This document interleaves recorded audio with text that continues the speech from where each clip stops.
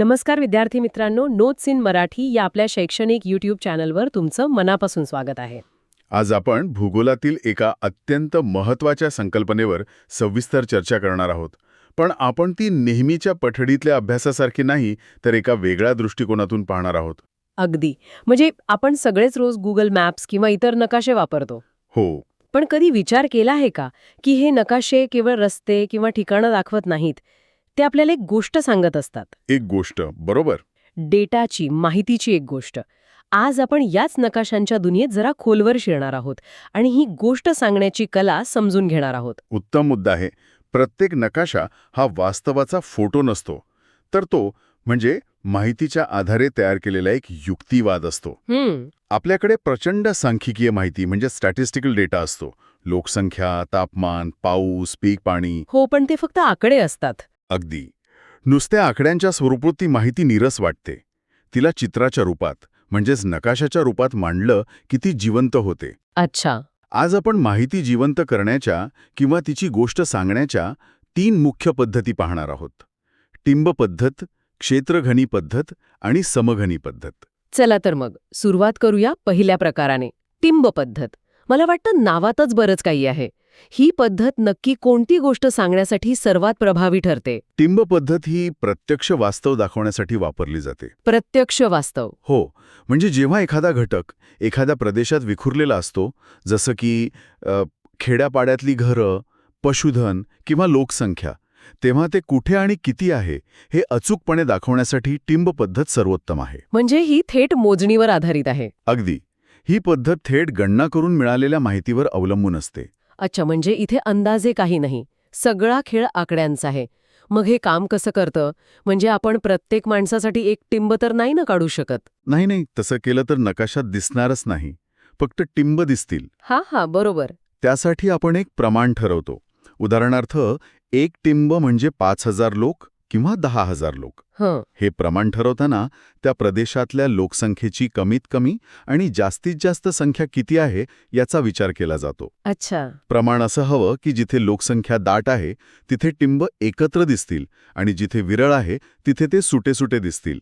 टिंबाचा आकारही महत्वाचा असतो. हे ऐकायला सोपं वाटतंय, पण मला खात्री आहे की यातही काहीतरी कौशल्य लागत असणार.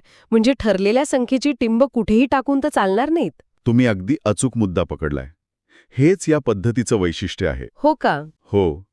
टिंब कुठे द्यायचे हे ठरवताना नकाशा बनवणाऱ्याला त्या प्रदेशाच्या भूगोलाची सखोल माहिती असावी लागते. म्हणजे प्रदेशाची प्राकृतिक रचना, कुठे डोंगर आहेत, कुठे सपाट जमीन आहे, जलस्रोत म्हणजे नद्या किंवा तलाव कुठे आहेत, वाहतूक व्यवस्था कशी आहे, या सगळ्याचा विचार करावा लागतो. हो, या सगळ्याचा विचार करून टिंब दिले जातात. कारण लोक वस्ती करून तिथेच राहतात जिथे या सोयी उपलब्ध आहेत. म्हणजे नकाशावरचे टिंब फक्त लोकसंख्या नाही, तर त्या भागाचा संपूर्ण भूगोलच आपल्या डोळ्यासमोर उभा करतात. अगदी. आपल्या स्रोतांमधल्या अमरावती जिल्ह्याच्या लोकसंख्या वितरणाच्या नकाशाकडे म्हणजे आकृती 1.1 कडे पाहिल्यावर हे लगेच लक्षात येतं. अमरावती शहरावर एक मोठा गोल दिसतोय. हो. आणि बाकीच्या ग्रामीण भागात लहान लहान टिंब विखुरलेले आहेत. आणि जिल्ह्याच्या वायव्य दिशेला तर खूपच कमी टिंब आहेत. हो, आणि तो मोठा गोल नागरी लोकसंख्या दाखवण्यासाठी वापरला आहे, कारण शहरात लोकसंख्या एकाच ठिकाणी खूप जास्त असते. अच्छा. आणि तुम्ही उल्लेख केलेला वायव्य भाग, तिथे डोंगराळ प्रदेश आणि जंगल आहेत, त्यामुळे साहजिकच लोकवस्ती कमी आहे. खरं आहे. या उलट जिथे सुपीक जमीन आणि पाण्याची सोय आहे तिथे टिंबांची दाटी दिसते. म्हणजे नकाशातील रिकाम्या जागा सुद्धा एक गोष्ट सांगतात की तिथे लोक का राहत नाहीत. बरोबर. हे खूपच आकर्षक आहे. म्हणजे स्रोतांमध्ये नंदुरबार जिल्ह्याचा नकाशा आणि ग्रामीण लोकसंख्येचा तक्ता म्हणजे आकृती 1.6 दिला आहे. त्याचा वापर करून आपण स्वतःही ही गोष्ट सांगायचा प्रयत्न करू शकतो. नक्कीच. समजा शहादे तालुक्याची लोकसंख्या 3,46,352 आहे आणि आपण एक टिंब बरोबर 10,000 लोक असं प्रमाण घेतलं तर तिथे साधारण 34-35 टिंब द्यावे लागतील. पण ते कुठे द्यायचे हे ठरवण्यामध्येच खरी गंमत आणि कौशल्य आहे. अगदी बरोबर. त्यासाठी आधी त्या तालुक्याचा प्राकृतिक नकाशा अभ्यासावा लागेल. मुख्य नद्या, रस्ते कुठे आहेत ते पाहावं लागेल आणि मगच त्या 35 टिंबांना योग्य जागा देता येईल. तेव्हाच तो नकाशा अचूक आणि माहितीपूर्ण बनेल. हो. ठीक आहे. म्हणजे टिंब पद्धत आपल्याला एखाद्या गोष्टीचं ग्राउंड रियालिटी किंवा प्रत्यक्ष वितरण दाखवते. पण समजा आपल्याकडे इतकी सूक्ष्म माहिती नसेल तर? म्हणजे प्रत्येक गावाऐवजी आपल्याला फक्त संपूर्ण तालुक्याची किंवा जिल्ह्याची सरासरी माहिती असेल, जसं की लोकसंख्येची घनता किंवा साक्षरतेचं प्रमाण. मग मग अशी एक आकडा, एक प्रदेश प्रकारची माहिती कशी दाखवायची? त्यासाठी वेगळं काही तंत्र आहे का? नक्कीच आहे. आणि याच गरजेतून दुसऱ्या पद्धतीचा जन्म झाला.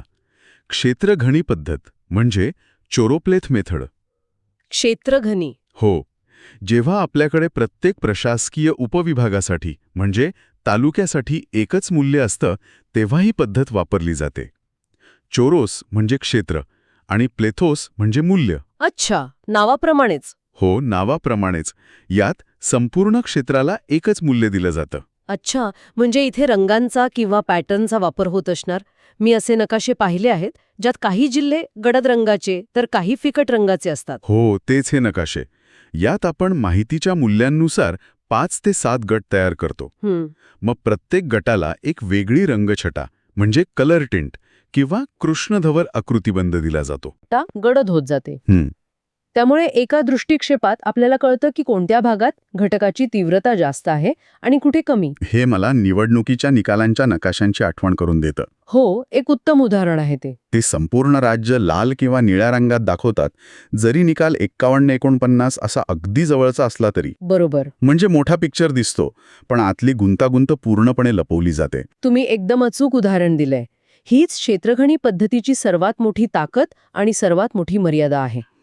आपल्या स्रोतांमधील अमरावती जिल्ह्याच्या लोकसंख्या घनतेच्या नकाशांमध्ये आकृती 1.2 अ आणि ब मध्ये हे स्पष्ट दिसतं. आपल्याला एका नजरेत कळतं की कोणते तालुके जास्त घनतेचे आहेत, जे गडद रंगात आहेत. हो, आणि कोणते कमी, जे फिकट रंगात आहेत. पण समजा एकाच तालुक्यात एक मोठं शहर आहे आणि बाकी सगळा भाग जंगल किंवा शेतीचा आहे. तरीही जो त्या दोघांचा सरासरी असेल, त्यामुळे आतला फरक लक्षात येत नाही. म्हणजे टिंब पद्धत आपल्याला प्रत्येक झाड दाखवते, तर क्षेत्रघणी पद्धत आपल्याला संपूर्ण जंगल दाखवते, पण त्यातली झाडं कशी आहेत हे सांगत नाही. क्या बात है, खूप छान तुलना केली. दोन्ही पद्धतींची गोष्ट सांगायची पद्धत पूर्णपणे वेगळी आहे. बरोबर. एक प्रत्यक्ष वितरण दाखवते तर दुसरी सरासरी दाखवते. कोणती गोष्ट सांगायची आहे यावर कोणती पद्धत निवडायची हे अवलंबून असतं.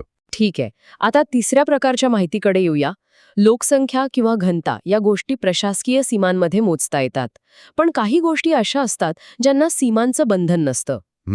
जसं की तापमान, हवेचा दाब किंवा पाऊस. पाऊस काही जिल्ह्याची किंवा तालुक्याची बॉर्डर बघून थांबत नाही. थांबत. अशा सलग पसरलेल्या कंटिन्युअस गोष्टींची कहाणी नकाशावर कशी मांडायची? या समस्येवर उपाय म्हणून तिसरी पद्धत विकसित झाली, जिला आपण समघनी पद्धत म्हणजे आयसोप्लिथ मेथड म्हणतो. आयसोप्लिथ. हो, आयसो म्हणजे समान. या पद्धतीत समान मूल्य असलेली ठिकाणं एका रेषेने जोडली जातात. आपण शाळेत समोच्च रेषा शिकलो, काउंटर लाईन्स. हो, ज्या समान उंचीची ठिकाणं जोडतात. अगदी. किंवा बातम्यांमध्ये समदाब रेषा आयसोबार्स पाहतो, ज्या समान हवेचा दाब असलेली ठिकाणं जोडतात. हे सर्व समघनी नकाशांचेच प्रकार आहेत. म्हणजे इथे आपण प्रशासकीय सीमा पूर्णपणे विसरून जातो आणि फक्त त्या घटकाच्या मूल्यावर लक्ष केंद्रित करतो. बरोबर. पण यासाठी तर खूप ठिकाणांची अचूक माहिती लागत असणार. हो, या पद्धतीसाठी अनेक ठिकाणची बिंदू संदर्भीय म्हणजे पॉइंट स्पेसिफिक माहिती आवश्यक असते. आणि यात एक महत्वाचं गृहीतक मानलं जातं. ते म्हणजे की दोन जवळच्या ठिकाणांमधल्या मूल्यांमधील बदल हा समान गतीने होतो. थांबा, हे एक मोठं गृहीतक आहे नाही का? आहेच. म्हणजे दोन हवामान केंद्रांमध्ये पाऊस अगदी सरळ रेषेत एकाच गतीने कमी होतो असं आपण गृहीत धरतो. पण प्रत्यक्षात तसं होत नाही. मध्येच एखादा डोंगर असेल तर तिकडे अचानक पाऊस जास्त असू शकतो. उत्तम निरीक्षण आहे. आणि हेच या पद्धतीचं वैशिष्ट्य आणि मर्यादा दोन्ही आहे. अच्छा. हे एक सांख्यिकीय मॉडेल आहे. ते आपल्याला घटकाच्या वितरणाचा एक नैसर्गिक कल म्हणजे नॅचरल ट्रेंड दाखवण्यासाठी उत्कृष्ट आहे. पण तुम्ही म्हटल्याप्रमाणे ते स्थानिक पातळीवरचे छोटे छोटे पण नाट्यमय बदल कदाचित दाखवू शकणार नाही. हा नकाशा आपल्याला मोठ्या प्रवाहाची दिशा दाखवतो. आणि या नकाशांवरच्या रेषाही काहीतरी सांगतायत. बरोबर. म्हणजे त्यात जवळ किंवा लांब असण्याचा काहीतरी अर्थ असतो. निश्चितच. जर या सममूल्य रेषा एकमेकींच्या खूप जवळ असतील तर याचा अर्थ त्या घटकातील बदल खूप तीव्र म्हणजे स्टीप आहे. आणि जर त्या एकमेकांपासून लांब असतील तर बदल सौम्य म्हणजे जेंटल आहे. स्रोतांमधला अमरावती जिल्ह्याचा पर्जन्यमानाचा नकाशा आकृती 1.3 पहा. तिथे उत्तरेकडे रेषा जवळजवळ आहेत म्हणजे पर्जन्यमान वेगाने बदलतं, तर इतरत्र त्या दूर आहेत म्हणजे बदल हळूहळू होतो. खरंच, या तिन्ही पद्धती म्हणजे माहितीकडे पाहण्याचे 3 वेगवेगळे चष्मे आहेत. अगदी. पण हे सगळं ऐकताना माझ्या मनात एक मूलभूत प्रश्न येतोय. आपण या सगळ्या माहितीबद्दल बोलतोय, लोकसंख्येचे आकडे, पर्जन्यमानाची नोंद, ही सगळी माहिती नक्की येते कुठून? म्हणजे नकाशा बनवण्यासाठी लागणारी कच्ची माहिती गोळा कशी केली जाते? आणि हाच सर्वात महत्वाचा प्रश्न आहे, कारण अचूक माहितीशिवाय नकाशा फक्त एक चित्र उरतो, माहितीचा स्रोत नाही. बरोबर. इथेच भूगोलाच्या अभ्यासातील एक अत्यंत महत्वाची आणि पायाभूत पद्धत समोर येते. क्षेत्रभेट म्हणजे फील्ड व्हिजिट. क्षेत्रभेट. हो, आपण ज्या नकाशांबद्दल बोललो ते तयार करण्यासाठी लागणारी माहिती गोळा करायला कुणाला तरी प्रत्यक्ष त्या ठिकाणी जावं लागतं. म्हणजे ही केवळ एक शैक्षणिक सहल नाही, तर एक प्रकारचं शास्त्रीय सर्वेक्षण आहे. बरोबर. मानव आणि पर्यावरण यांच्यातला संबंध समजून घेण्यासाठी प्रत्यक्ष त्या ठिकाणी जाणं महत्वाचं ठरतं. होय, आणि यशस्वी क्षेत्रभेटीसाठी पूर्वतयारी खूप महत्वाची असते. आधी आपल्याला कुठे जायचं आहे, का जायचं आहे, म्हणजे आपला हेतू काय आहे हे ठरवावं लागतं. मग त्या ठिकाणाचा नकाशा अभ्यासून आपल्या हेतूनुसार एक नमुना प्रश्नावली तयार करावी लागते. तिथे जाऊन आपण काय पाहणार, काय मोजणार आणि लोकांना काय विचारणार याचं नियोजन आधीच करावं लागतं. आणि सोबत न्यायच्या साहित्याचीही तयारी करावी लागत असेल, म्हणजे नोंदवही, पेन, पेन्सिल, ती प्रश्नावली, कॅमेरा, दिशा दाखवण्यासाठी होकायंत्र आणि अर्थातच सुरक्षिततेसाठी प्रथमोपचार पेटी. बरोबर. आणि प्रत्यक्ष क्षेत्रभेटीच्या वेळी काही गोष्टींची काळजी घेणं खूप गरजेचं आहे. स्वतःची आणि इतरांची सुरक्षितता पाहणं, शिक्षकांच्या किंवा मार्गदर्शकांच्या सूचनांचं पालन करणं आणि पर्यावरणाची काळजी घेणं. हो, सर्वात महत्त्वाचं म्हणजे आपल्या वागण्यामुळे तिथल्या पर्यावरणाला कोणतीही हानी पोचणार नाही याची खात्री करणं. आपण तिथे माहिती गोळा करायला जातो, निसर्गाला त्रास द्यायला नाही. आणि ही सगळी धावपळ करून माहिती गोळा केल्यावर काम संपत नाही, बरोबर? नाही. त्या माहितीला एका अहवालाच्या स्वरूपात मांडावं लागतं. हो, तो शेवटचा आणि सर्वात महत्त्वाचा टप्पा आहे अहवाल लेखन. तुम्ही गोळा केलेल्या माहितीच्या आधारे, काढलेल्या छायाचित्रांच्या आधारे एक सविस्तर अहवाल तयार करायचा असतो. त्यात काय काय असतं?